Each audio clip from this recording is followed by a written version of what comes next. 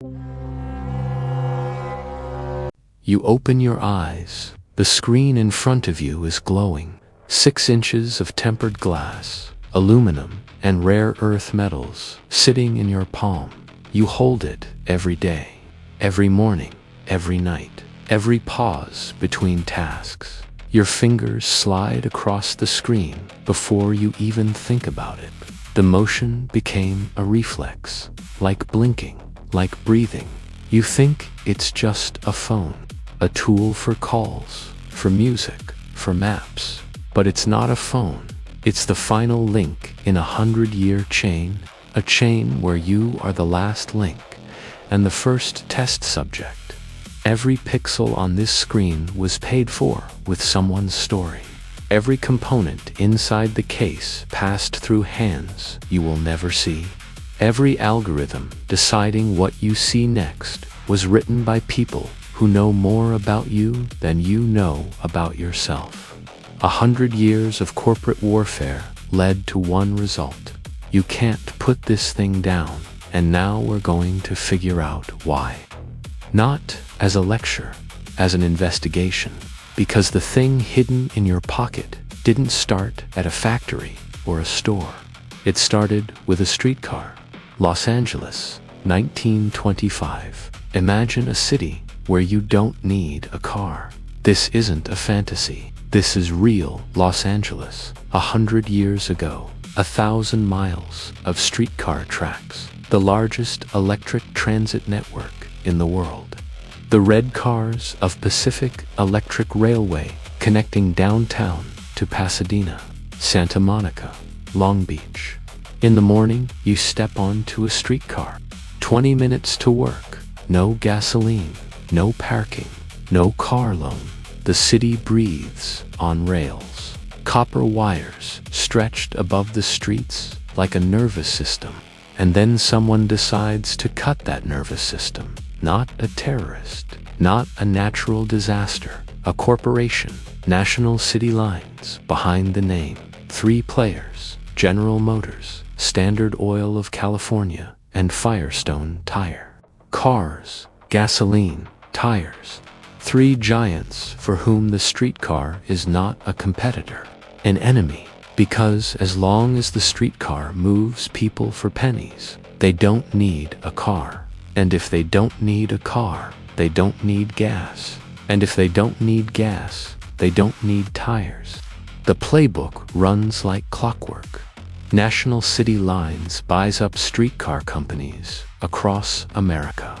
45 cities, 16 states, Los Angeles, Baltimore, Philadelphia, St. Louis, one after another.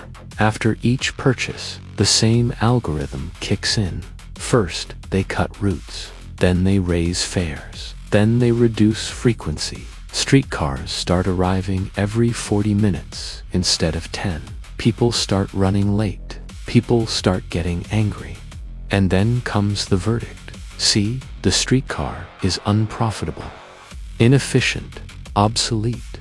They replace it with buses, manufactured by General Motors, fueled by Standard Oil, rolling on Firestone tires. The rails get ripped out of the asphalt. The wires come down. The depots get demolished. By 1956, the largest streetcar network in the world is gone. A federal court convicts National City Lines of conspiracy in 1949. Fine per company, $5,000. Personal fine for each executive, $1. $1 for putting an entire country behind the wheel. Los Angeles, a city that once breathed on rails, becomes a wasteland of parking lots and freeways. 8 lanes of asphalt. Smog thick enough to scratch your throat. 40 minutes stuck in traffic where a streetcar used to take 20. And here's the thing. This isn't just a story about transportation. This is a template. Remove the alternative. Make yourself the only option, and people will go wherever you point, not because they want to, because there's nowhere else to go. This template has been working for 100 years. It worked with streetcars. It's working with the thing in your hand right now. But between the rails and the screen, there is a missing link, silicon, and a story about betrayal. Mountain View, California, fall of '57. 8 men standing at the entrance to a lab on San Antonio Road. Young, furious, determined. Behind the door behind them, their boss, Nobel laureate William Shockley, the man who shared the Nobel Prize for the transistor, the man who changed electronics forever, and the man no one could work with. Shockley recruits the best engineers in the country, then crushes them, forces them to take polygraph tests to find out who dared to criticize him, rejects any idea that isn't his, humiliates them in front of colleagues, controls every step, and 8 men decide, enough. Robert Noyce, Gordon Moore, Julius Blank, Victor Greenwich, Gene Horney, Eugene Kleiner, Jay Last, Sheldon Roberts. They walk out, all 8, on the same day. Shockley calls them traitors. The Traitorous Eight, that's the name that sticks. But not as traitors, as founders. They create Fairchild Semiconductor, a small lab, a handful of people, and one idea that will reshape the world. Robert Noyce builds the first integrated circuit on silicon right here. Not one transistor on a board, multiple transistors on a single chip of silicon. Before this moment, the ENIAC computer contained 17,000 vacuum tubes and weighed 27 tons. After this moment, electronics start shrinking. In '65, Gordon Moore writes down an observation. The number of transistors on a chip doubles roughly every 2 years. They will call it Moore's law, not a law of physics, a law of pace. The pace at which the small becomes microscopic, and the pace at which yesterday becomes irrelevant. In '68, Noyce and Moore leave Fairchild. They found Intel. Intel creates the first commercial microprocessor, the Intel 4004-2300 transistors, on a sliver of silicon the size of a fingernail. It was designed for a calculator, but 50 years later, its descendant will contain 16 billion transistors and sit in your pocket. 65 companies came out of Fairchild, directly or indirectly. Intel, AMD, National Semiconductor. The place that builds the brain for your phone exists because 8 men couldn't take being humiliated anymore. Silicon Valley is called Silicon Valley because of this, not because of sand, because of a walkout. Think about that. The device you can't let go of was born because people had the courage to leave, and now that device has made it so you can't leave. But the brain of the phone is only the beginning. Its body is made of things that weren't paid for with money. Lualaba Province, Democratic Republic of Congo. Before dawn, 5 a.m. darkness. The humidity is so thick, the air feels like a wet cloth pressed against your face. The Tilwismed mine, one of hundreds of artisanal mines in this region. Artisanal is the official term. It means no machinery, no ventilation, no insurance, by hand. Cobalt, a silvery gray metal. Without it, a lithium-ion battery cannot function reliably. Cobalt is used in the cathode. It holds the structure together during charge and discharge cycles. Without cobalt, the battery overheats. Without cobalt, it degrades in months instead of years. 70% of the world's cobalt is mined in the Democratic Republic of Congo. About 20% of that volume is extracted by hand.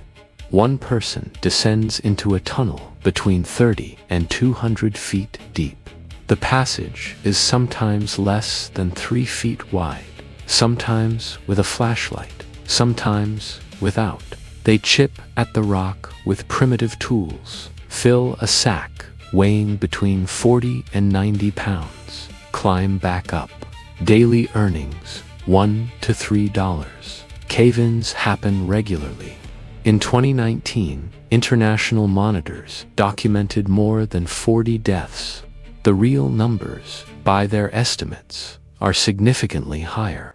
Cobalt from artisanal mines reaches collection points. There it gets mixed with cobalt from industrial operations. The supply chain blurs. By the time the metal reaches a cathode manufacturing plant, its origin is untraceable. But that's only one element. Tantalum is extracted from coltan, or in eastern Congo, North and South Kivu provinces, a region trapped in armed conflict for decades. Control of the mines means control of the money. Control of the money means control of the weapons. Tantalum is needed for capacitors inside the phone. It withstands extreme temperatures and regulates voltage. Lithium is extracted from the salt flats of the Atacama in Chile and Argentina. The process requires roughly 500,000 gallons of water per ton, in a region where water is already scarce. Local communities report groundwater levels dropping year after year. Rare earth elements, neodymium, dysprosium, praseodymium, they power the miniature magnets in speakers and vibration motors. Extraction involves acid leaching. The byproduct, toxic waste, radioactive in some cases. Near the city of Baotou in China, there is a man-made lake of industrial waste, roughly 4 square miles. Black liquid, the smell of sulfur and ammonia. Locals call it the poison lake. All of this is inside the case. All of this is in your palm. 6 ounces. And right now, someone is climbing into a tunnel without a flashlight so that tomorrow you can charge this thing to 100%. What do? Put the phone down and never learn the rest, or keep going and follow this chain to the end. You have 1 second to decide. Shenzhen, Longhua, Industrial Zone, night shift. The metal has been mined. The components have been made. Now they need to be assembled. Foxconn, the largest contract electronics manufacturer in the world. This is where phones are assembled for Apple, Samsung, Sony, and dozens of other brands. The Longhua complex is a city within a city. 400,000 workers during peak periods. Dormitories holding 6 to 8 people in a room of roughly 200 square feet. Bunk beds along the walls. Between them, a passage barely 2 feet wide. Morning, uniform, roll call, assembly line.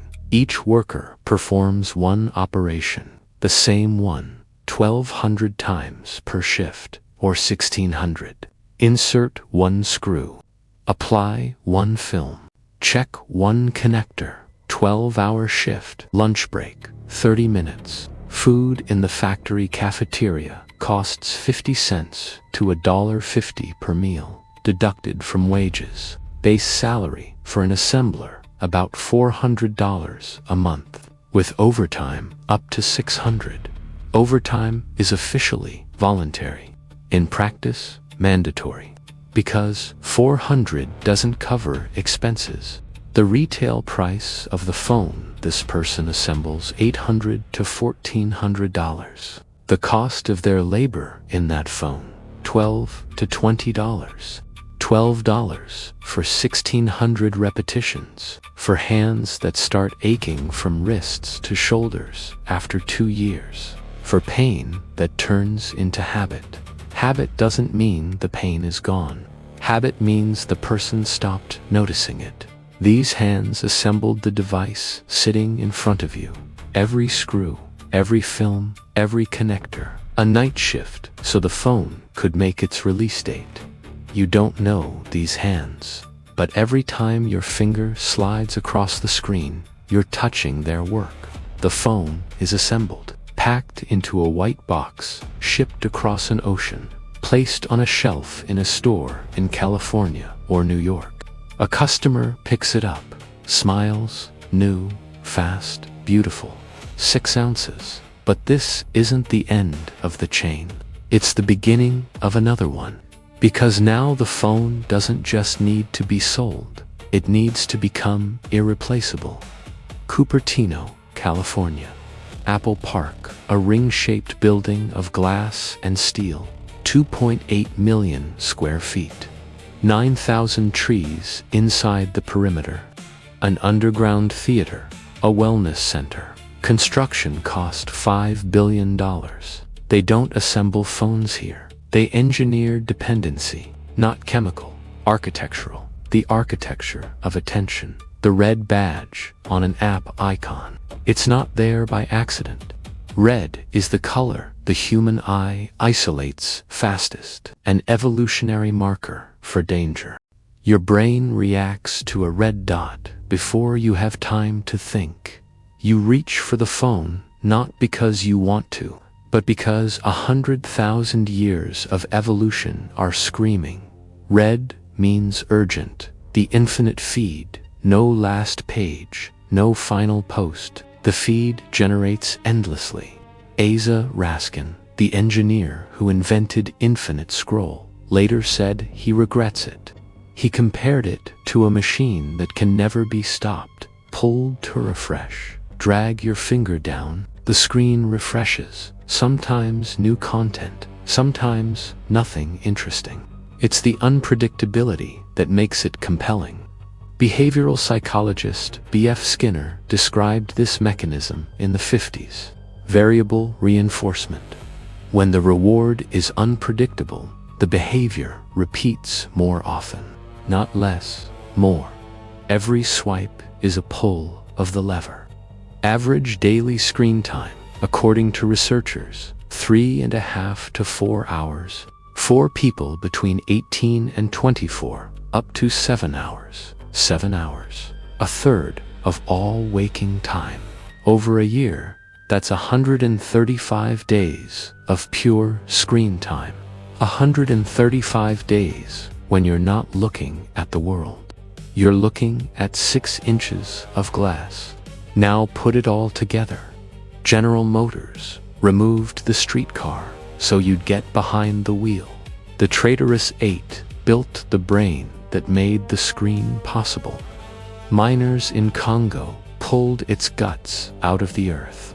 Foxconn workers assembled it with their own hands.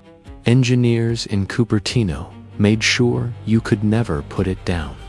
Each link a separate story. Together one chain, and you are its final link. What do you do with this knowledge? Delete every app and go back to a flip phone, or accept that you're part of the system and try to understand it from the inside. Your move. Jimmy's archive silence. A man in a beige trench coat sits behind a heavy oak desk. In front of him, a glass of water with condensation on the surface. Droplets slowly sliding down the side. Detective Jimmy looks at you. You just walked through 100 years. Through rails ripped out of the ground. Through a lab that 8 men walked out of. Through a mine with no flashlight. Through an assembly line of 1,600 repetitions. Through a red dot that catches your eye faster than thought. Snail, wearing a tiny trench coat and a fedora, sits on the edge of the desk next to an old compass. He slowly turns his head toward a stack of case files. Let's figure out what's really going on. Not in the economy, in your head. Every mechanism I'm about to open was working on you during this investigation, and it works every day. Understanding these mechanisms won't set you free from them, but it gives you a chance to notice the moment they switch on, and noticing that's already a lot. Phenomenon 1, Path Dependence. Jimmy pulls a yellowed blueprint from his case file. On it, a streetcar route map with pencil annotations. In 1985, economist Paul David published a study about the QWERTY keyboard. The layout was created in 1873 for mechanical typewriters. The keys are arranged so the levers don't jam during fast typing. Mechanical levers haven't existed for decades, but the layout stuck because everyone already learned to type on it. David called this path dependence. When a system locks in not because it's the best, but because it was first, and everything else was built around it. General Motors didn't just remove streetcars, they removed the path. After that, every next dollar, every new road, every law was built around the automobile. Not because the car was better, but because the streetcar was gone. Snail slowly crawls along a pencil line on the blueprint. The line leads in only one direction. Snail can't turn. Your phone is the same kind of path dependence. You didn't choose it from every possible option. You chose it from what was left. And what was left was one thing: psychological first aid. Digital behavior researchers recommend a practice they call a technology audit. Once a month, ask yourself, which of my daily phone habits exist because it's genuinely the best way, and which exists because I simply don't know the alternative. Sometimes the answer surprises you. Google Paul David Path Dependence QWERTY Economics. Phenomenon 2. Planned obsolescence. Jimmy opens the top drawer of his desk, pulls out an old light bulb, a thick tungsten filament, the glass slightly yellowed with age. In the city of Livermore, California, at fire station number 6, a light bulb is on. It has been burning since 1901, over 120 years. This is not a miracle. This is engineering. Light bulbs from the early 20th century were designed to last tens of thousands of hours. In 1924, the world's largest lamp manufacturers, Osram, Philips, General Electric, sat down and made a deal, the Phoebus cartel. They cut the lifespan of the light bulb to 1,000 hours, not because they couldn't make them last longer, but because a bulb that lasts forever is only purchased once. This is the first documented case of planned obsolescence on an industrial scale. The term was coined by Bernard London in 1932. Industrial designer Brooks Stevens later put it more simply: the goal is to instill in the consumer the desire to own something a little newer, a little better, a little sooner than necessary. Snail on Jimmy's desk looks at the old bulb, then looks at another bulb beside it. The second one is brighter, newer. Snail reaches for the new one, freezes, goes back to the old one. Your phone is a direct descendant of the Phoebus cartel. The average lifespan of a smartphone is 2 to 3 years, not because it breaks, but because software updates gradually slow it down. New apps demand more memory. The battery is rated for a set number of cycles. After 500 to 800 cycles, its capacity drops to 70 or 80%. Replacing the battery costs almost as much as the discount on a new model. Coincidence? No. Engineering. Psychological first aid. When you feel the urge to buy a newer version of something, behavioral economists recommend one question: did the old one stop working, or did it stop looking new? Those are two different things. The first is necessity. The second is design. Google Phoebus cartel, planned obsolescence history. Phenomenon 3. The IKEA effect. Jimmy picks up an envelope from his desk. Inside, assembly instructions. 4 pages of schematic drawings without a single word. In 2011, psychologists Michael Norton, Daniel Moken, and Dan Ariely ran an experiment. They asked people to assemble simple IKEA furniture. then asked them to estimate what it was worth. Every time the estimate was inflated, people valued their own bookshelf higher than an identical one assembled by a professional. Norton called this the IKEA effect. When you invest labor into building something, you value it disproportionately.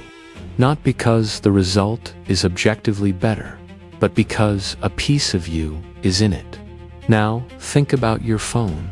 You spent hours setting it up, arranging apps, transferring photos, building playlists, linking accounts, training the algorithm to your taste.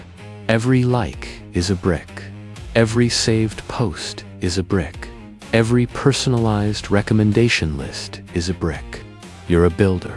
You built an entire world inside 6 inches, and now you can't leave it. Not because it's perfect, but because your hours are in it. Snail on Jimmy's desk carefully stacks small paper cards, one after another. The stack grows. Snail surveys it with a sense of pride. Jimmy quietly removes one card from the middle. Snail freezes, looks at Jimmy, looks at the stack. The stack holds. The card wasn't important, but it felt like it was. Psychological first aid. Research shows that simply becoming aware of the IKEA effect reduces its power over you. When you realize you're attached because of invested labor rather than actual value, you can ask yourself, if I were starting from scratch today, would I choose this again? If the answer is no, that's a signal. Not an order, but a signal.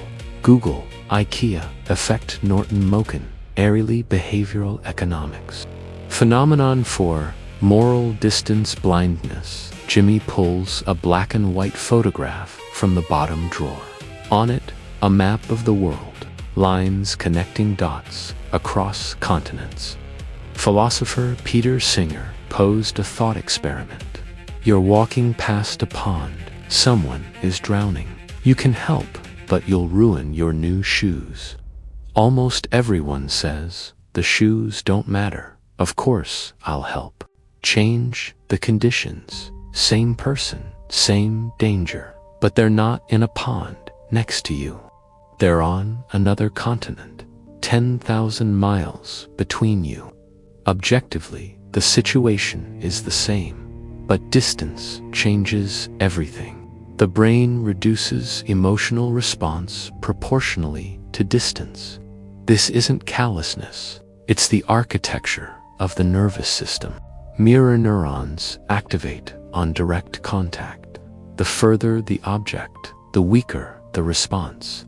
This is exactly why the chain from mind to screen operates in silence. You don't see the tunnel, don't hear the cavern, don't smell the sulfur from Bautu. All of it exists right now. In the very second you unlocked your screen. But distance works like anesthesia. Snail slowly backs away from the edge of the desk. He doesn't look down. If you can't see it, it doesn't exist. For the brain, not for reality. Remember the choice after the mind. Both options were uncomfortable. That's exactly how moral distance blindness works. You know the problem exists, but it's too far away to hurt. Psychological first aid. Singer proposed a simple principle.